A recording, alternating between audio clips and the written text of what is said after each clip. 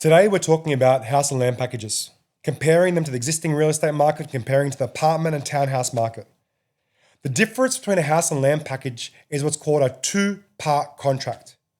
You buy the land and you pay for the build. So you get a loan that is split with the bank. The bank values the land and the bank values the build.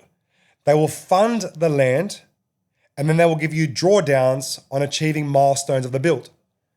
Hypothetically, you buy the land, let's call it $500,000, you settle the land with your deposit at that time. And then when it comes to the build, assuming that it's $500,000, let's use round numbers, you will get paid.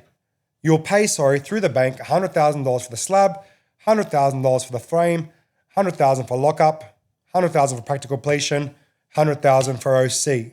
Now, technically, those numbers don't work that way. It's not an even $100,000 per lot, but it's spent according to the cost of the building component being slab and frame, structural stuff being the most expensive part of the build. The reason I tend to use house and land as opposed to buying existing dwellings is two parts. One, stamp duty. When you are buying an existing dwelling, you are paying for the stamp duty on the completed amount at retail price. So let's say the land is $400,000 and the build is $400,000. You are only paying stamp duty on the land, $400,000.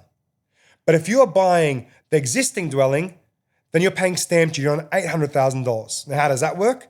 The stamp duty on the land at $400,000 is probably sitting around 16 grand. The stamp duty on $800,000 is probably sitting around 35 to 40.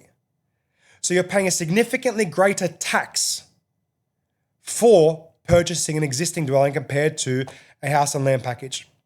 So straight away, you have to make up more on your investment return. You're already down behind 3 or 4%. That's a considerable margin to make up on a package. The second reason I prefer house and lands as opposed to own occupied is you are actually providing value called developer's equity on the block of land you buy. Whereas an existing dwelling, you are paying retail price. Someone has already put the effort into constructing that house. So if the land is worth 400 and the build is worth 400, it doesn't mean it's worth 800,000 to sell. Generally, there's a developer's equity for the completed product. You have put the effort to provide investment into the land to create something of value to someone else who's not willing to provide that same effort. So generally speaking, you're going to experience about a 10% uplift thereabouts, depending on lots of thousands of different factors. It could be more, it could be less. But if on an $800,000 dwelling, if you're 80K already up on developer's equity, plus you've saved yourself 30K in stamp duty, then house and land works for me. Now, as I film this, the government is debating the updated budget. The budget that says negative gearing only applies to new dwellings. So if I didn't need an incentive before, I have one now. Negative gearing on established property is substantially more enticing than properties that do not have negative gearing. And let me explain.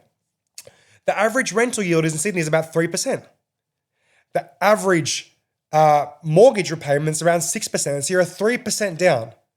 If you add depreciation, which is something that you get back from the government based on the value of the premises, that actually takes your yield up higher. So if you've got 30K in depreciation because it's a new dwelling, and if you've got a marginal tax rate of, let's say, 40%, then you've got about, $18,000, $17,000 that you can put against your tax bill, and you can actually receive that as a credit adjustment. So you can receive that weekly or monthly from your pay cycle from your employer, so you are not constantly behind on the repayments. That's why house and land makes more sense to me. Obviously, what makes sense to you might be different. Guys, we are getting thousands upon thousands upon thousands of views a day. Please like, subscribe. If you're loving the content, press the notification button. Jump on board. More free advice just for you.